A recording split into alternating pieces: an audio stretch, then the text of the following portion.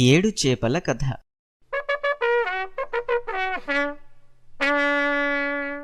అనగనగా ఒక రాజు. ఆ రాజుకి 7 కొడుకులు ఉన్నారు.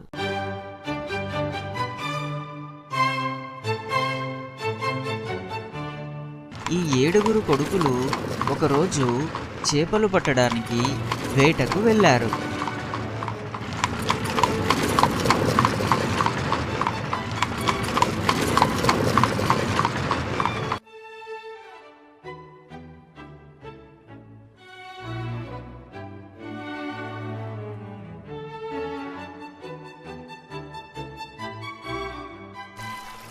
చెరువులో గాలం వేసి 7 చేపలు పట్టారు.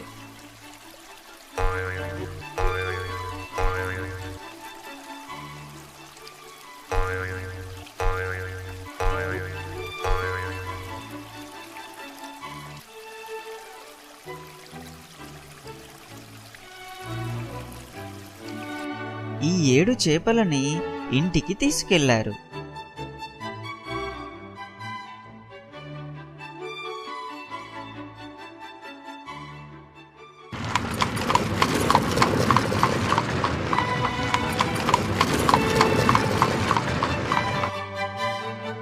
ఈ చేపలని ఎండలో ఎండబెట్టారు. ఈ 7 చేపలలో 6 చేపలు ఎండాయి, కానీ ఒక్క చేప మాత్రం ఎండలేదు. అప్పుడు రాజకుమారుడు వచ్చి చూశాడు. రాజకుమారుడు ఆ చేపతో ఇలా అన్నాడు: చేపా చేపా, అన్ని చేపలు ఎండాయి, కానీ నువ్వు మాత్రం ఎందుకు ఎండలేదు? నాకు గడ్డిమోపు అడ్డం వచ్చింది, అందుకే నేను ఎండలేదు. గడ్డిమోపు, చేపకు ఎందుకు అడ్డం వచ్చావు? నన్ను ఆవు మేయలేదు. ఆ రాజకుమారుడు ఆవు దగ్గరికి వెళ్ళాడు.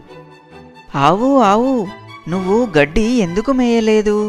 నన్ను జీతగాడు మేపలేదు. ఓ జీతగాడా, నువ్వు ఆవును ఎందుకు మేపలేదు? నాకు అవ్వ బువ్వ పెట్టలేదు.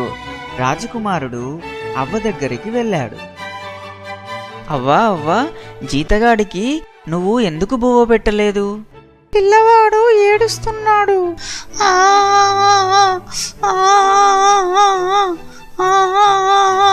పిల్లవాడా, నువ్వు ఎందుకు ఏడుస్తున్నావు?